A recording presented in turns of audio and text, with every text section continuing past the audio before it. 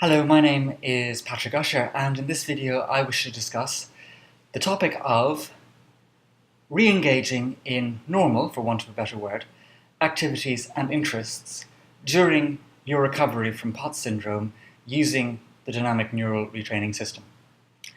Now, this is a very important topic because I think this is something that can really lead to a much more joyful recovery than one might otherwise have. Of course, any recovery from such a terrible illness will be joyful, but I think this is an important additional factor to bring in to your brain rewiring, which can really increase making recovery as joyful and transformative a process as possible.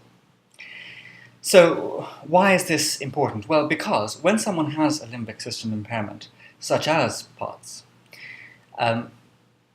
first of all, you have very little energy, so you're not really able to engage in activities or interests that you might have before you were unwell.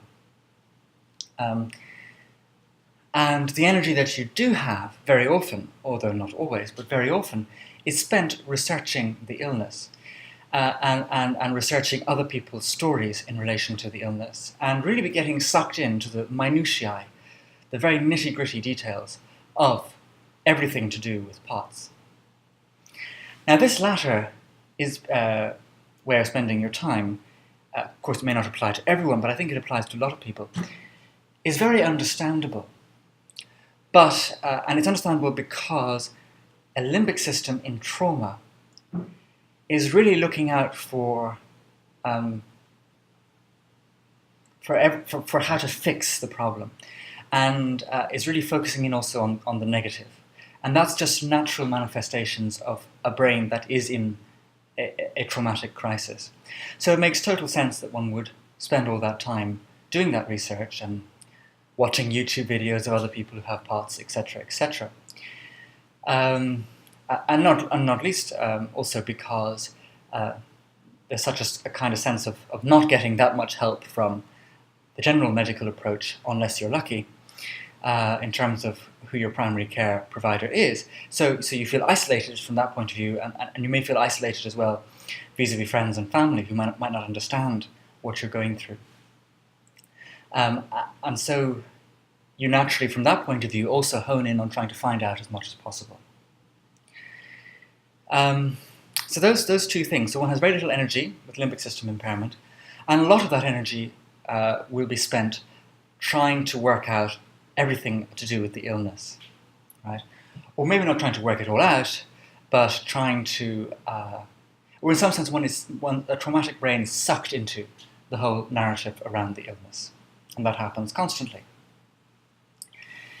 And it's very important that when you start the Dynamic Neural Retraining System, that you give yourself a break for those 6 months of brain rewiring from all of those kinds of things. It's so important just to allow that part of your brain which would have wanted to get sucked in no longer to go there. Because that getting sucked into that illness is a symptom of a traumatized brain. So we want to rewire at every level. So to cease getting engaged in POTS support groups, POTS forums, YouTube videos, latest research, etc., etc. Instead, obviously you want to have confidence from an intellectual standpoint that what you are doing is going to help with the Dynamic Neural Retraining System. So by all means, have some books that you go to read, such as Annie Hopper's Wired for Healing, or Norman Doidge's books on neuroplasticity, or my book on POTS. But choose your books, and don't feel like you have to have more than 4 or 5.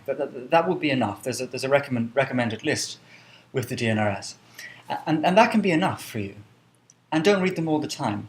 Initially, when I started my own brain rewiring, I remember that often I would spend a day where I'd go from the brain rewiring to reading Wired for Healing by Annie Hopper, to reading this paper on POTS, to back to the brain rewiring, and back and forth like that.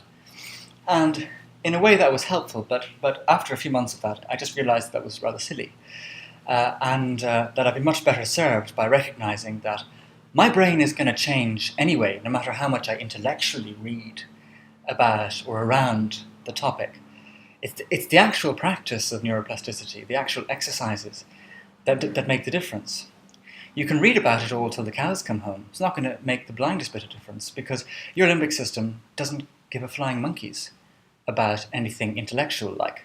Okay, so you just need to allow that part of your brain, which is so curious or also nervous and wants to find out everything. You need to be disciplined and not let that happen. So choose your books wisely. Choose those things that give you confidence wisely and limit them. Limit learning about what you're doing. Enough to give you motivation, but not all the time. Not all the time. So, yes.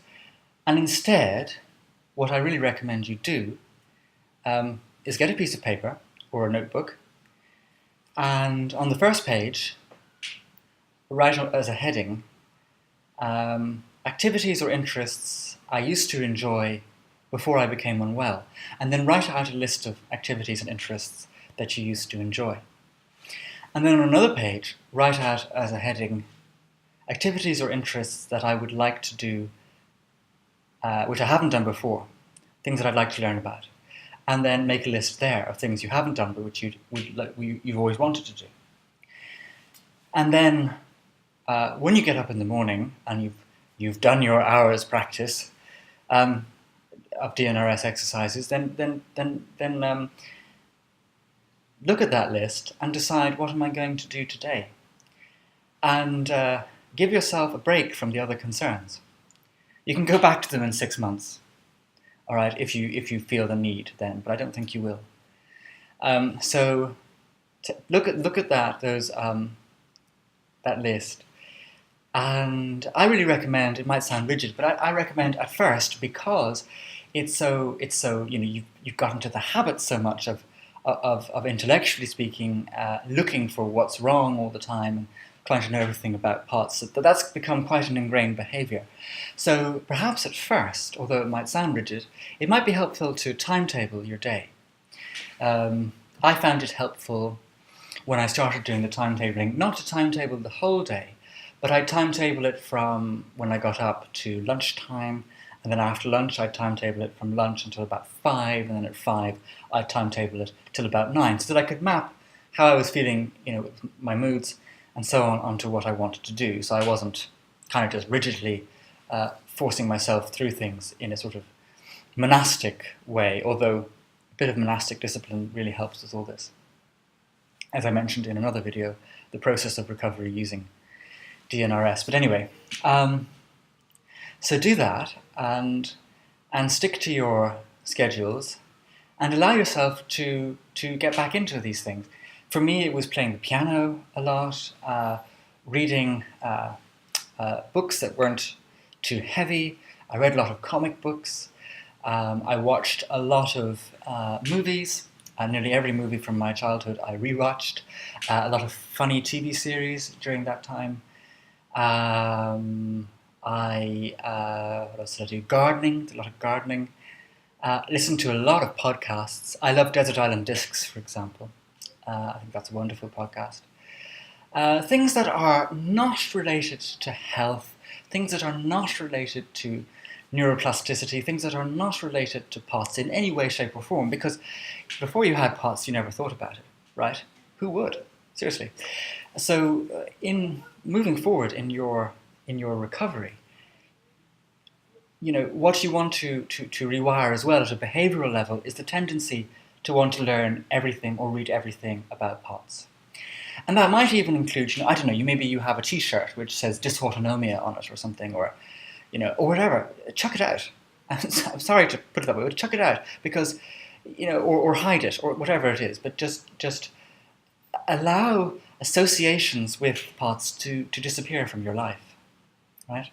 At every level. Because what you want to do is you want to rewire. In many ways, the DNRS is a rewiring of the subconscious, and I want to make that point. Even your dreams change. It's quite extraordinary.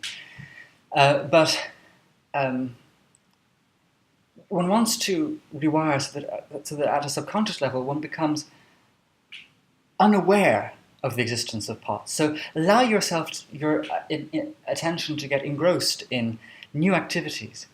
So for example, if you're playing the piano or another instrument, that feeling of getting lost in the zone, that's really powerful in brain rewiring, and really supportive, because in that moment when you're lost in the zone, you can't think about POTS, and therefore you're spending that time and you're rewiring further. So allow that to be the case. So get a piece of paper, write out things I used to do before I was unwell that I'd like to do again, things I didn't do before but which I would like to learn to do, and timetable your day. Now, of course, don't do it in a mad way, be balanced. So, I mean, I used to do things like, so I'd say, okay, from this time to this time I'm going to write. I've been writing a novel on and off for years, so I would write a bit of that, for example, and then I'd write something like 10 o'clock to 10:25, hammock, right? Then I'd go out into the hammock, and I just like watch the leaves. You know, I did a lot of that during recovery, and I wish I did it more now. And I think that's another story. But where I would just sit in the garden and I would just watch a tree, and it could be for half an hour. I would just sit there looking at it, thinking it was the most beautiful thing I'd ever seen in my entire life, or just listen to the sounds of nature. And I was blessed to be in the countryside for a lot of my recovery. So watching, you know, well, I don't care if it sounds soppy, but watching flowers, I would do it for a long time, or watching as the evening sun came in, just watching it come in slowly. And I timetabled that in as well. So, you know, so you'd have writing, and then I'd be like, okay, well, I'm going to go out and just look at a tree for a while, and then I'll come back in and I'll watch this funny episode. I love Curb Your Enthusiasm, for example. I'm a big fan of Larry David. Anyway, so I'd watch that, and then, you know, a bit later it would be piano, and then I go off and do my DNRS exercises. Then I'd, you know, then whatever, and then it might be I think computer games as well, as long as they're not, if you're so inclined. And I hadn't played games in a long time, but I think they're good as long as they're not simulating in a bad way. Things like just allow your attention to get wrapped up in normal activities, and your limbic system will thank you for it, because I believe, although this isn't part of the DNRS, I believe very, very powerfully or very, very strongly in the fact that when you get lost in the zone in an activity, you are also rewiring your limbic system powerfully. So let them be normal. Let them be away from anxious or neurosis-inducing things, and allow yourself that rest from all of that anxious reading, anxious research, and just choose some things to read that give you the confidence in what you are pursuing, and allow that to be it. Okay. And it'll be lovely, because as you get more energy back, I mean, if you're starting out in your POTS journey, you might think, how am I going to do all that? And that's very understandable. But as time goes by and more energy comes back, you will be able to do more and more. And that will be a wonderful blessing when it happens. Now, this is fantastic advice. I was thinking this now. I should follow this more myself now, right? So this really is a case of do as I say, not do as I do. But anyway. But I did do it during recovery a lot of the time, and for that reason, it took on a more blessed air. So, is there anything else I wish to say on this topic of doing normal things? I think there is, but I can't remember what it is. So I'll just stop it there. I hope you find this helpful. and I look forward to your comments on it, and I wish you a pleasant day wherever you are.